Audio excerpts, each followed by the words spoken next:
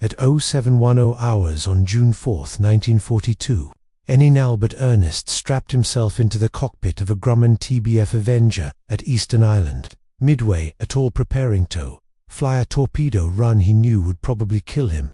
Ernest was 25 years old, from Richmond, Virginia. 6 combat missions in total, 0 torpedo drops that had actually worked. The Japanese fleet had been spotted 180 miles northwest. For carriers, battleships, cruisers, the entire striking force of the Imperial Navy, Ernest would be flying straight into them with a weapon that failed 70% of the time. Radioman 3rd Class Harry Fryer sat in the turret behind him, checking his .50 caliber machine gun. Fryer was 17 years old, had joined the Navy straight out of high school in Springfield, Massachusetts. Seaman 1st Class J. Manning manned Thiebley gun. Manning was 19, from Seattle.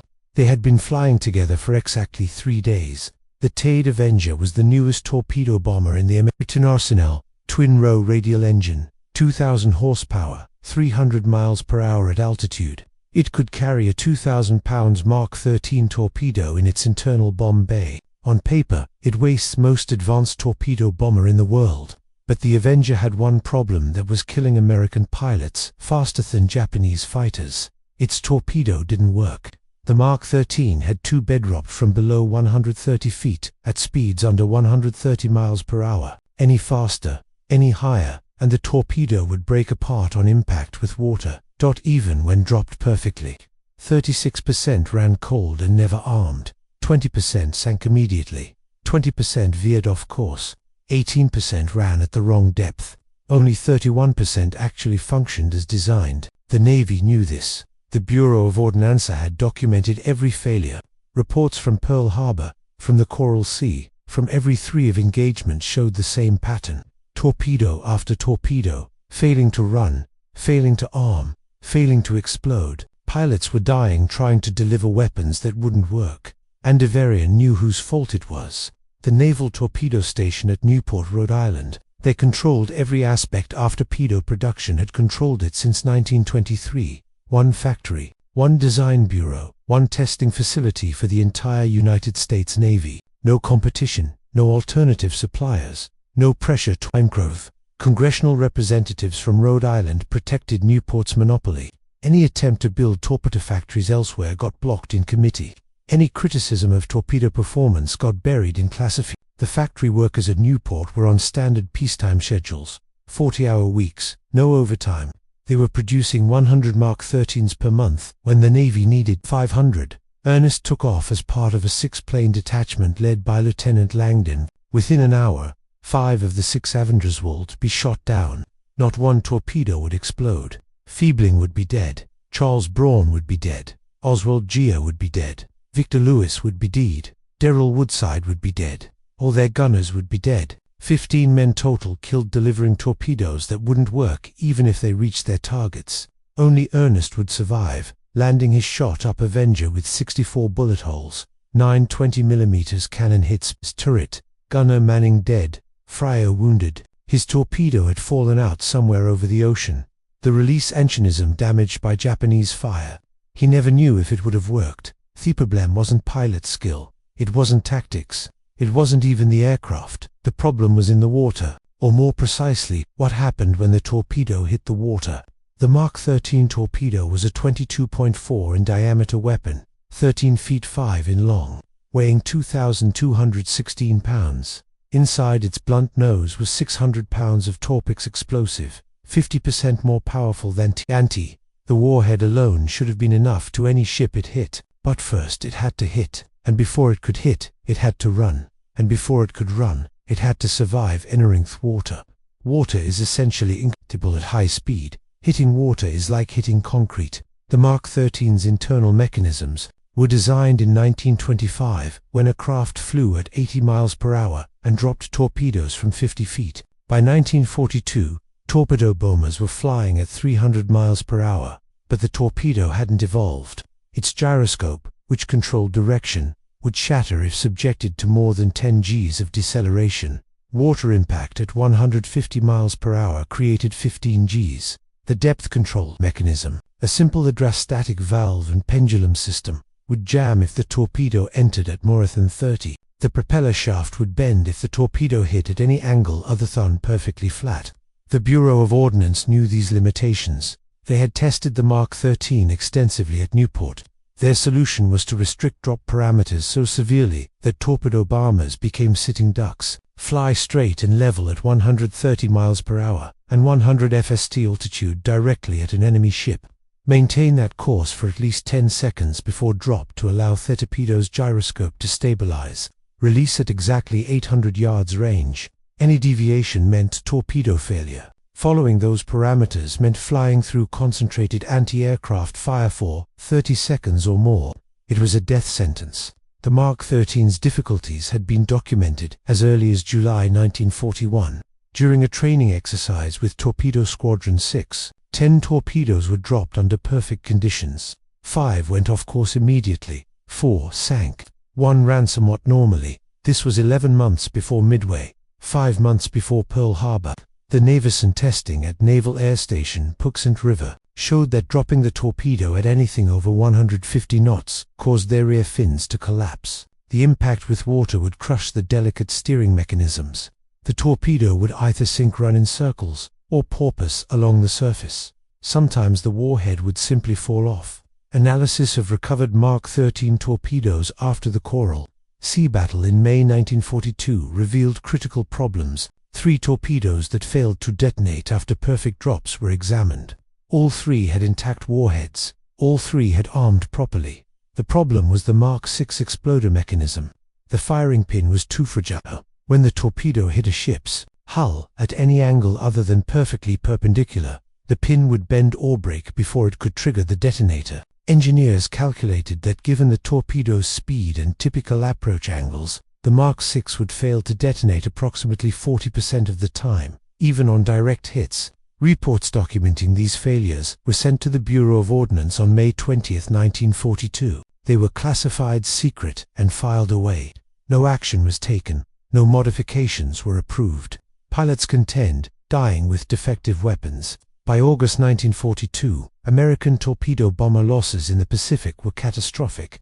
At Midway, 15 TBD Devastators from Hornet were shot down. None scored hits. 6 Avengers from Midway Island were attacked. 5 were shot down. No hits at the Eastern Solomons. 7 Avengers were lost. They sank 1 light carrier, but only because multiple torpedoes were dropped and Japanese damage control failed. Most of the torpedoes that hit didn't explode. At the Battle of Santa Cruz in October 1942, the losses were even worse. Lieutenant Commander John Collett led Torpedo Squadron 10 from Enterprise against the Japanese carriers. His squadron dropped 12 torpedoes at the carrier Zuikaku from perfect position. Textbook approaches at regulation heightened speed. 2 torpedoes hit, neither exploded.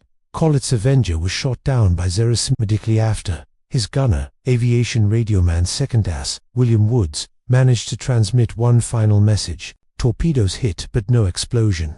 Tell them the torpedoes don't work. Woods was 19 years old. His body was never recovered. Ensign George Morgan from the same squadron survived Santa Cruz, but wrote in his diary that night, "We might as well be dropping telephone poles for all the good these torpedoes do." Tommy Morrison got a perfect drop on a cruiser today, saw it hit right amidships nothing. The torpedo just bounced. A fan sank. Tommy got shot down 30 seconds later.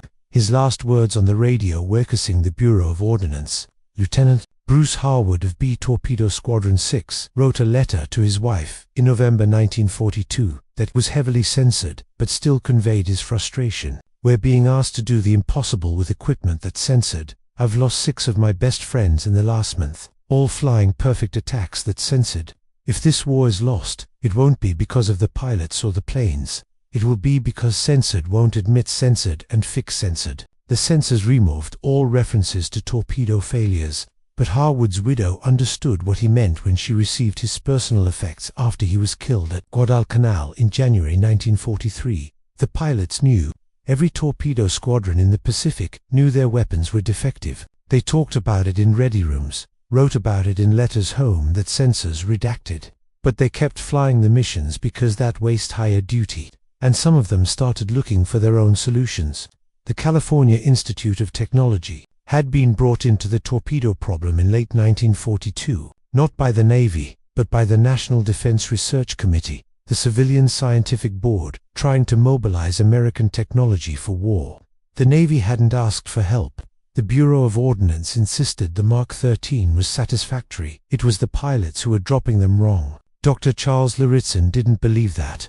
Lauritsen was a physicist at Caltech, had been working on rocket development when he was asked to look at the torpedo problem. He didn't know anything about torpedoes, but he knew about physics, about hydrogen. A boutwat happened when objects hit water at high speed. In January 1943, Lauritsen's team set up a testing facility at Morris Dam, northeast of Los Angeles. They built a 300-feet slide down the face of the dam. At the bottom was Morris Reservoir, a mountain lake known for water clarity that allowed high-speed photography underwater.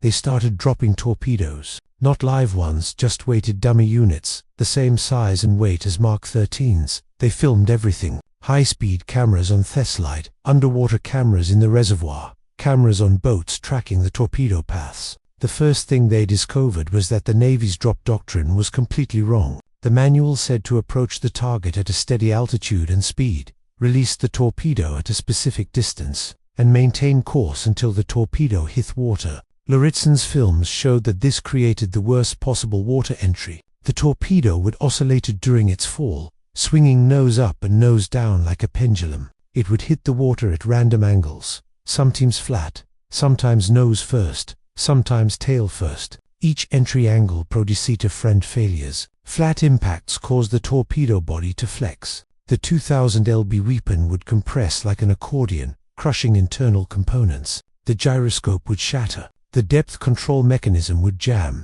The propeller shaft would bend. Even if the torpedo managed to start running, it would veer off course or porpoise along the surface. Nose-first impacts drove the torpedo too deep. The Mark 113 was designed to run at 10 feet depth. A nose-first entry could send it down to 50 EFDB, for the depth control mechanism could react. By then, it might be below the target's keel, or the pressure change might have damaged the warhead detonator. Tail-first impacts were the worst. The propeller and rudders would hit first, bending or breaking off completely. The torpedo would have no directional control, no propulsion. It would simply sink. Lauritsen calculated that, at standard drop speeds, there was only a 15 window of acceptable in triangles. The chance of a torpedo naturally falling within that window was less than 20%. What they found was that everything the Navy believed about torpedo drops was wrong. The doctrine said torpedoes should be dropped low and slow to minimize water impact.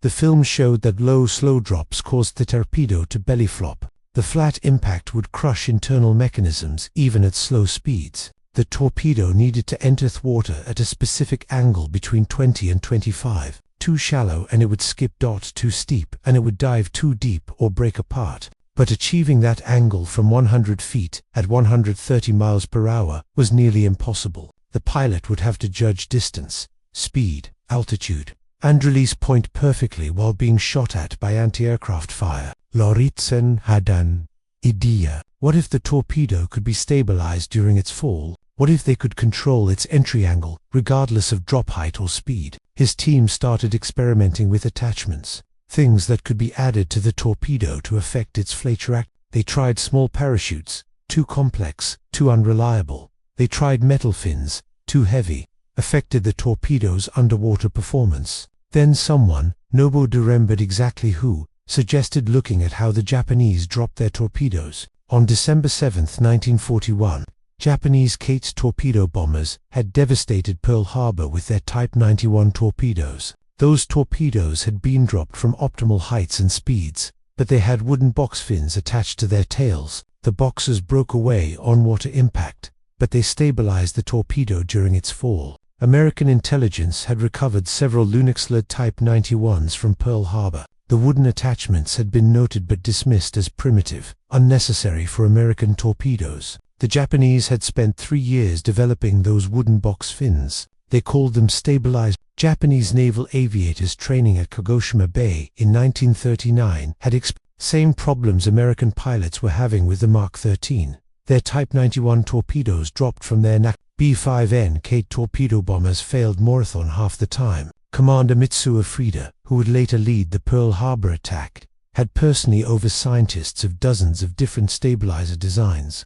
The wooden box that finally worked was the result of over 2,000 test drops, but the Americans didn't know this history. They just saw crude wooden boxes and dismissed them. Lauritsen didn't dismiss anything. His team built their own wooden box fins and tested them at Morris Dam. They worked, but not well enough. The boxes created too much drag, slowing the torpedo so much that it lost forward momentum and tumbled. They needed something better. Dr. L.A.D. Bridge, another Caltech physicist on Lauritsen's team, suggested an airfoil shape instead of a box. An airfoil would create less drag while still providing stability. They tried various designs, finally settling on a ring of aluminum shaped like an airplane wing in cross-section. The ring would fit around the torpedo's tail fins held in place with steel bolts. They called it a shroud ring. The first test of the shroud ring was on March 15, 1943.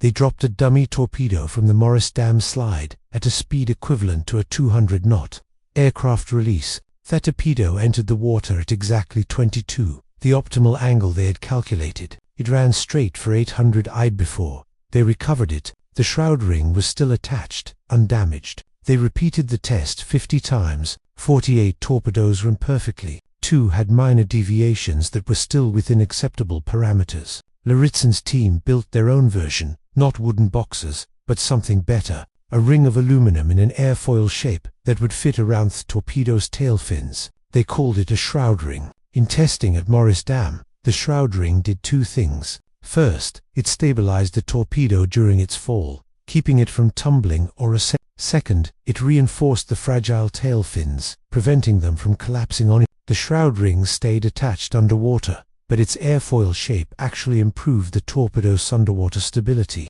Torpedoes with shroud rings ran straight and true. No more hooks, no more bruise, no more circular runs, but the shroud ring only solved half the problem. The torpedo still couldn't be dropped from high altitude or high speed. The impact force would still damage.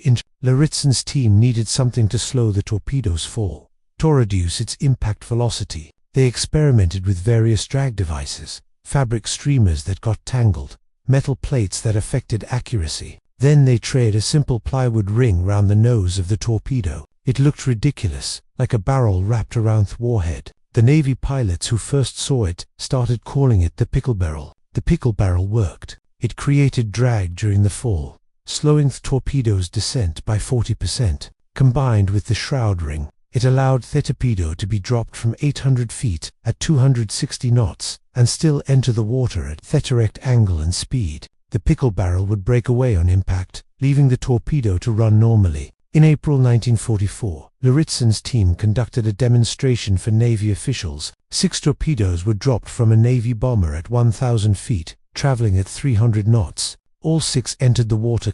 All 6 ran hot, straight, and normal. The Navy officials were these were laboratory conditions, controlled tests. Combat was. Squadron mechanics had been waiting for something like this. When word of the Caltech modification spread through unofficial channels in May 1944, mechanics and pilots began reaching out to Lauritsen directly. Could they get the modifications? Lauritsen said yes, but it would be unauthorized. The Bureau of Ordnance had not approved the modifications. They didn't care. Aviation machinists made first-class mechanics from multiple squadrons flew to California to learn the meetings took place in a nondescript warehouse near the Naval Air Station. Lauritsen and his team had set up a workshop there, away from official Navy facilities. They couldn't risk Bureau of Ordnance Inspector Siskevere unauthorized torpedo modifications. The warehouse smelled of machine oil and fresh-cut plywood. Workbenches lined the walls covered with torpedo parts, measuring instruments, and the strange-looking shroud rings and pickle barrels. Lauritsen personally showed the mechanics how to attach the shroud ring. Installation was precise work. 4 holes had to be drilled through the torpedo's tail cone at exact locations. Too close to the edge and the aluminum might crack under stress. Too far inward, they would interfere with the control surfaces. The bolts had to be torqued to exactly 35 feet lb. Too loosened, the ring might shift during flight. Too tight and it could deform the tail cone. The pickle barrel was simpler but still required precision. It was made from 3/4 in marine plywood cut into AR-40 in diameter with a 24 inches center hole. The ring was split in half and hinged on one side. allowing it to be opened and placed around the torpedo's nose. For steel bands held I-10 place, tightened with turnbuckles to exactly 50 pounds of tension. The mechanics practiced on dummy torpedoes for days. Lauritsen's team watched, corrected, guided. They showed them how to check the alignment, how to test the attachment strength, how to ensure themodifications wouldn't interfere with the torpedoes loading into the Avenger's bomb bay. After training, they couldn't start the modifications in 20 minutes. Lauritsen gave them detailed drawings of the modifications, precise measurements, material specifications, and step-by-step installation instructions, everything needed to replicate the work. The papers were stamped unofficial, not approved by Bureau of Ordnance in red letters. Lauritsen told them to share the information with other squadron mechanics, but quietly. If the Bureau found out about widespread unauthorized deficit before they had combat proof of effectiveness, they would shut everything down. The team showed Chan how to attach the shroud rings and pickle barrels. The shroud ring was held in place with 4 bolts through the tail section. The pickle barrel was secured with metal bands around the torpedo body. The modifications added 32 pounds to the torpedo's weight, but that was negligible compared to the improvement in reliability. Chen returned to Yorktown and quietly modified 12 torpedoes. He did the work at night after regular maintenance hours. He told squadron's pilots what he was doing. They kept quiet. Better to ask forgiveness than permission. On June 19, 1944, during the Battle of the Philippine Sea, torpedo squadrons from Task Force 58 attacked the Japanese carrier Yo. Using modified torpedoes for the first time in 8 Avengers dropped from 600 feet at 220 knots, higher and faster than any successful torpedo attack to date. 6 of 8 torpedoes ran true, 3 hit Ho, all 3 exploded. The carrier sank. It was the first time in the war that American aerial torpedoes had performed as designed in combat. The squadron leaders reported the success but didn't mention the modifications. They said their pilots had simply gotten lucky with their drops, but the other pilots in the strike noticed something different. The torpedoes had entered the water like arrows with no splash, no tumbling, no deviation. Pilots who had seen dozens of torpedo drops knew this was different. After landing, mechanics throughout the task force were cornered by pilots asking what had been done to the torpedoes. The mechanics showed them the modifications. Within 12 hours, every torpedo in Thefley magazines was being fitted with shroud rings and pickle barrels. Mechanics worked through the night with teams of volunteers. By dawn on June 20th, when the carriers launched strikes against the retreating Japanese fleet, every Avenger carried a modified torpedo. The results were dramatic. Of 24 torpedoes dropped that day, 19 ran hot, straight, and normal. They sank 2 destroyers and damaged a cruiser. Not a single Avenger was lost to anti-retire. Word spread through Task Force 58 like wildfire. Pilots from Enterprise advised other carriers to see the modified torpedoes. Mechanics from Lexington flew over in COD aircraft to learn the installation process. Within a week, the installation drawings had been copied and distributed to every carrier in the former's task force. The Bureau of Ordnance found out when staff inspectors visited carriers and found mechanics installing pickle barrels in broad daylight. The inspectors filed immediate reports, demanding all modifications be removed and the responsible parties be court-martialed. The reports reached Admiral Mark Mitchell, commander of Task Force 58. Mitchell had seen the combat results. He ordered the modifications to continue and told the Bureau that combat effectiveness took priority over egg. The modifications continued. By August 1944, every torpedo squadron in the Pacific had shroud rings and pickle barrels. The official designation was Mark 13 Mod 2A, but pilots just called them ringtails. The transformation was immediate and dramatic. At the Battle of Lee Gulf in October, Avengers sank the superbattleship Musashi with multiple torpedo hits. In April 1945, they sank Musashi's sister ship Yamato. The same torpedoes that had failed so miserably in 1942 were now the most effective ship killers in the American arsenal. The Japanese noticed the change immediately. Commander Masataki Okamiya, air officer aboard carrier Juno, wrote in his after-action report from the Philippine Sea that American torpedoes had suddenly become lethal. Where previously Japanese ships could absorb multiple hits, no single torpedoes were causing catastrophic damage. The Americans were dropping from heights and speeds that would have been impossible. Japanese anti-aircraft doctrine based on forcing torpedo bombers down to low altitude was suddenly obsolete. Captain Toshi Kazuomi, operations officer for the combat fleet, conducted an analysis of American torpedo effectiveness in September 1944. He noted that American torpedo hit rates had increased from less than 10% in 1942 to over 40% by mid-1944. More disturbing, the percentage of hits that caused fatal damage had increased from 20% to 70%. The torpedoes were not only hitting more often, they were exploding reliably. Recommended that Japanese ships avoid combat with American carrier forces until the secret of the torpedoes could be discovered. The Japanese never found that secret.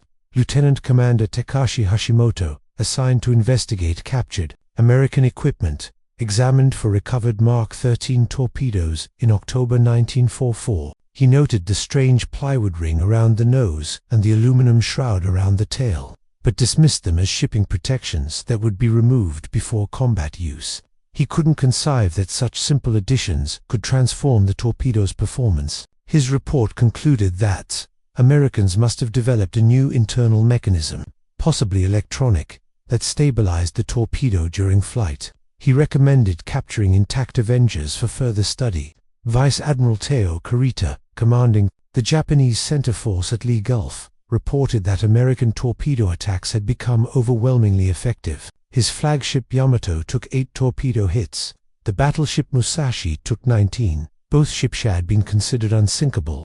Their torpedo defense systems, designed to handle the older, slower, less reliably American torpedoes, were overwhelmed. The Japanese never figured out what had changed. They examined crashed Avengers, recovered unexploded torpedoes, but the shroud rings and pickle barrels looked like original equipment. Without knowing about the Maurice Dam tests, without understanding the hydrodynamics involved, they couldn't recognize the modifications as modifications. The psychological impact on Japanese naval forces was devastating. Commander Yoshima Yoshimura, executive officer, off the cruiser tone, wrote in his diary that American torpedo bombers had become Edmonds of the sea, where once Japanese sailors had watched torpedo attacks with confidence, knowing most torpedoes would miss or fail. Now they watched in the sight of Avengers approaching at high altitude, previously a sign they were carrying bombs. Now meant torpedoes would soon be in the water. There was no safe altitude, no safe distance. The transformation in American torpedo effectiveness changed the entire Pacific Naval War. In 1942 and 43, Japanese surface forces operated with relative impunity. Their ships could absorb torpedo hits that didn't explode, could maneuver to avoid torpedoes that ran erratically. By 1944, Japanese ships were being hunted to extinction. The combined fleet that had seemed invincible after Pearl Harbor was reduced to scattered remnants, hiding in harbor.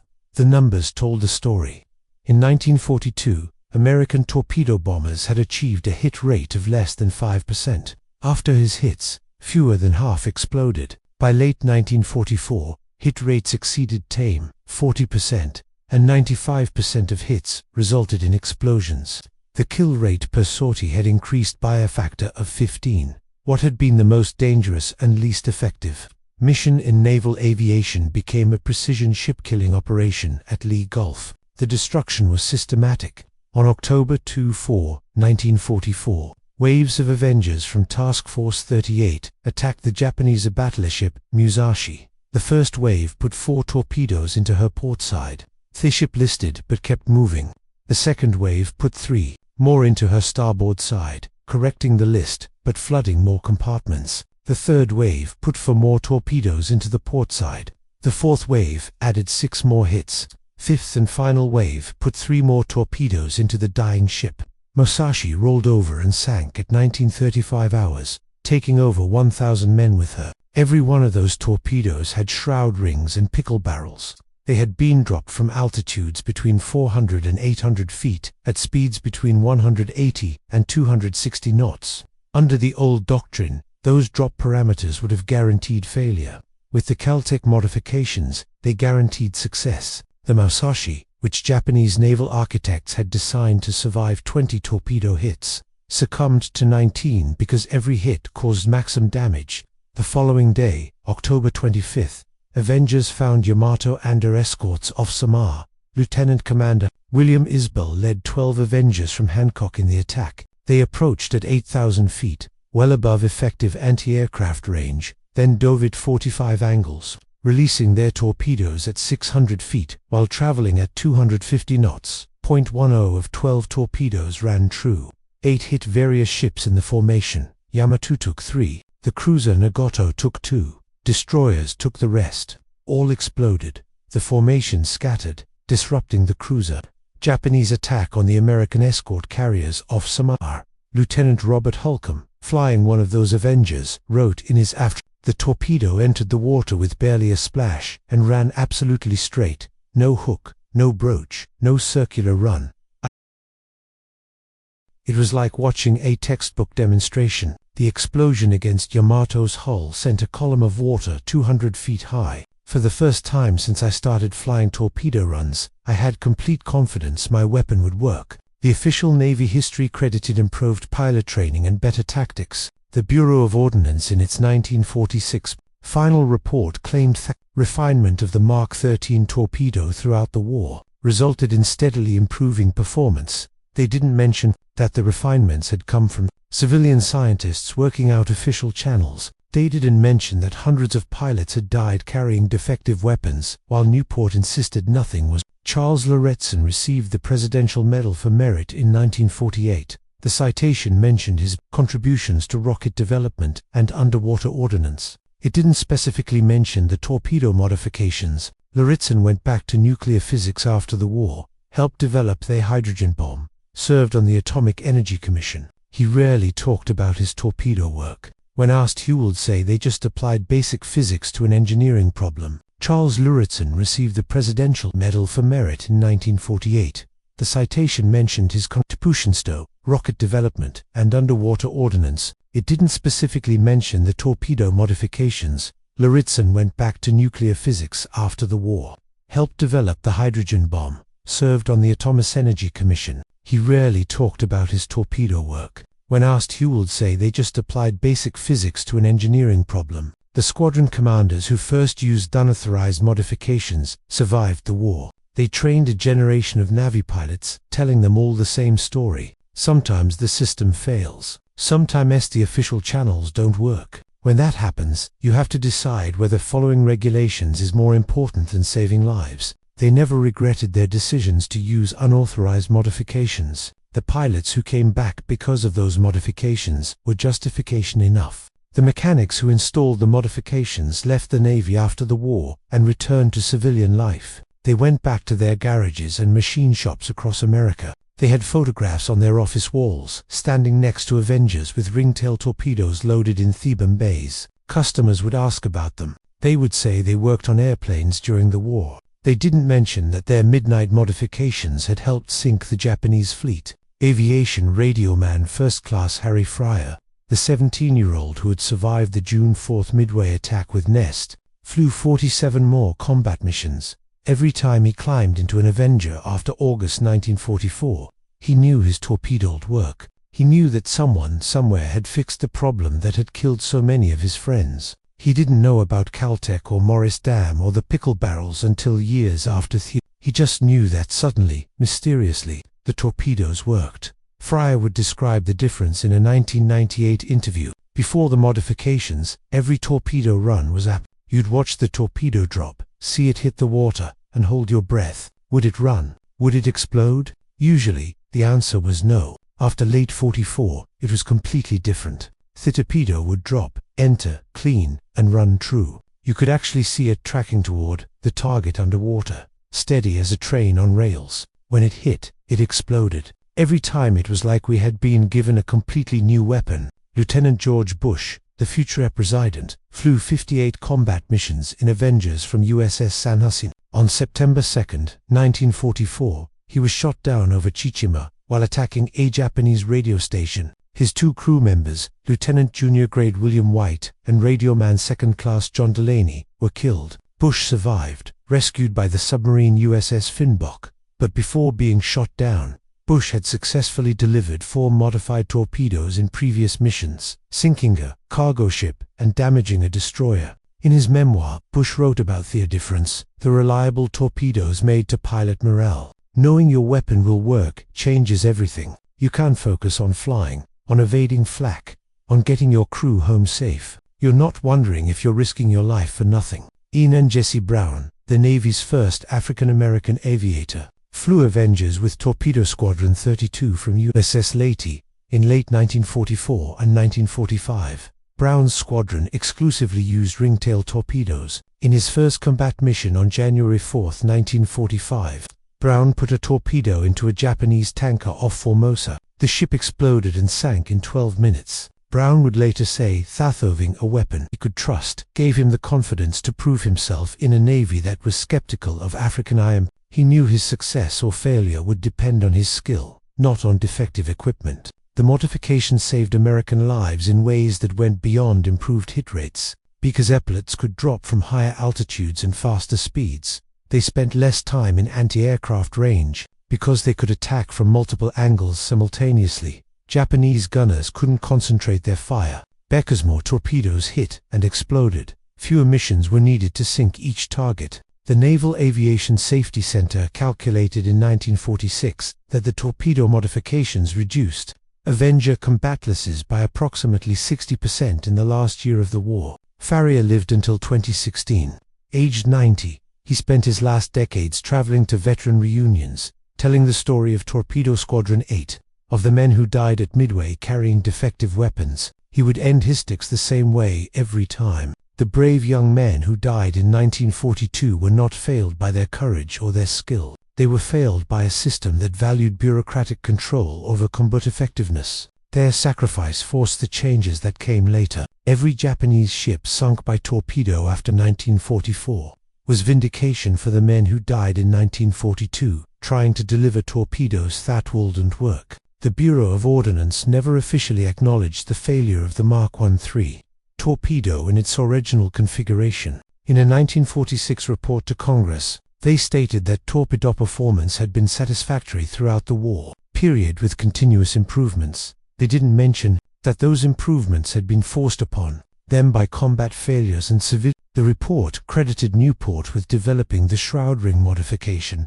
even though the design came entirely from Caltech. It claimed the Pickle barrel was a natural evolution of existing drag reduction research, ignoring that Newport had rejected drag devices for 3 years while pilots died. Admiral Richmond Kelly Turner, who had commanded amphibious forces throughout the Pacific War, wrote a private letter to Admiral King in December 1945. In it, he stated that the torpedo scandal of 1942 and 43 had cost the Navy more pilots than any tactical error. He estimated that proper torpedoes could have shortened the war by 6 months. The letter was classified and buried in Navy. Turner never spoke publicly about the torpedo problem. The families of the dead pilots never knew the truth. Barbara Feebling, widow of Lieutenant Langdon Feebling, who died leading the TBF detachment at Midway, spent 40 years believing her husband had died in a fair fight against superior Japanese forces. She didn't learn about the defective torpedoes until 1987 when a historian interviewed her for a book about Midway. She broke down crying, not from grief, but from anger. Her husband had died carrying a weapon the Navy knew was defective. Margaret Waldron, widow of Lieutenant Commander John Waldron, hold the 15 devastators from Hornet Wit, received a letter from President Roosevelt praising her husband's sacrifice. The letter mentioned his determined attack against overwhelming odds. It didn't mention that his squadron's torpedoes had less than a 30% chance of working, even if they had reached their targets. Margaret kept that letter framed on her wall until she died in 1993. She never knew the full truth. The Newport Naval Torpedo Station continued as the Navy's primary torpedo facility until 1951. It was finally closed and production dispersed to multiple contractors. The monopoly that had cost so many lives was quietly disbanded. No official investigation was ever conducted into why it took civilian scientists to fix a problem the Navy had known about since 1941. Classified reports documenting the Mark 13s remained sealed until 1972. The last surviving ringtail torpedo is display at the National Museum of Naval Aviation in Pensacola. The placard mentions that modifications developed in 1944 improved the torpedo's effectiveness. It doesn't mention the pilots who died before those. It doesn't mention that the modifications came from outside the Navy. It doesn't mention that they were initially unauthorized. History, as written by institutions, tends to emit institutional failures. But the real history, the one that matters, is a physicist who knew nothing about torpedoes looked at a problem with fresh eyes. A lieutenant commander risked his career to save his pilots. A mechanic worked through the night to install unauthorized modifications. Together, they turned the worst torpedo in the American arsenal into a ship killer that helped win the Pacific War. That's how technical innovation actually happens in war, not through official channels or bureaucratic approval, but through people who see problems, find solutions, and don't wait for permission to save lives. The Grumman TBF Avenger, the best torpedo bomber of World War II, not because it was the fastest or most maneuverable or best armed, but because someone finally gave it a torpedo that worked. The aircraft had always been capable. The pilots had always been brave. They just needed a weapon they could trust. Between 1942 and 194,598, 136 Avengers were built. They sank 29 Japanese aircraft carriers, battleships, and cruisers. They sank over 30 submarines. They dropped the torpedo that sent Yamato to the bottom, the largest battleship ever built. But their greatest victory wasn't measured in tonnage sunk. It was in proving that problems everyone knows about can be solved if someone is willing to break the rules. The wooden pickle barrel and aluminum shroud ring developed in a mountain reservoir by physicists who had never been to sea saved more American pots than any improvement in aircraft design or pilot training. They turned the Battle of the Philippine Sea into what pilots called the Great Marianas Turkey Shoot. They made the kamikaze attacks of 1945 an act of desperation by a navy that could no longer protect its ships with conventional forces. Today, every military acquisition program has multiple contractors, competitive bidding, independent testing. Thousands of the Mark 13 torpedo are built into the system. But those lessons were written in blood, paid for by the men who flew into Japanese anti-aircraft fire, carrying weapons they knew probably wouldn't work, hoping that this time maybe the torpedo would run hot, straight, and normal. The true cost of torpedo scandal has never been fully calculated. Historian Samuel Eliot Morison, in his official history of United States naval operations in World War II, devoted exactly 3 paragraphs to torpedo defects. He called them minor technical difficulties that were quick. This was the same historian who had access to all the classified reports, who interviewed hundreds of participants, who knew the full truth. But institutional history has a way of minimizing institutional failures. Dr. Norman Freeradman, in his detailed technical history, U.S. naval weapons of World War II, calculated that proper torpedoes from the start of the war could have sunk an additional 40 to 50 major Japanese warships by the end of 1943. This would have included most of their careers that later fought at Philippine Sea and Lee Gulf. The war might have been shortened by 6 months to a year. Thousands of American lives might have been saved. But the real cost can't be measured in ships or months, or even. It was in the erosion of trust between the fighting forces and the bureaucracy that was supposed to support him. Every pilot who took off knowing his torpedo probably wouldn't work. Every mechanic who had to prepare aircraft for missions he knew were suicidal. Every squadron commander who had to write letters to widows knowing deaths were preventable. They all learned the same lesson. Sometimes the system doesn't work. Sometimes the people in charge care more about protecting their positions than protecting the people doing the fighting. That lesson resonates today in every military conflict since World War II. There have been equipment failures that everyone knew about, but no one could officially acknowledge. In Korea, bazookas that couldn't penetrate enemy armor. In Vietnam, M16 rifles that jammed in combat. In Iraq, Humvees without armor. In Afghanistan, radios that didn't work in mountains. Each time, the pattern was the same. The problem was known. The solution existed, but bureaucratic inertia, institutional pride, and political protection of contractors prevented fixes until public pressure or catastrophic failure. The Grumman TBF Avenger went on to serve in Korea, where its reliability and payload capacity made it valuable for close air support. It served with foreign navies into the 1960s. Restored Avengers fly today at airshows. Their distinctive silhouette and growling radial engine remind us of an era when carrier aviation came of age. but few people watching them know the real story of how they became the best torpedo bomber of World War II. If you found this story compelling, take a moment to remember that behind every technical innovation in warfare, there are human beings who paid the price for institutional failure. The next time you hear about a military procurement scandal or a weapon system that doesn't work, remember the Mark 13 torpedo. Remember that somewhere, right now, young men and women are carrying equipment that someone somewhere knows is defective. And remember that it doesn't have to be that way.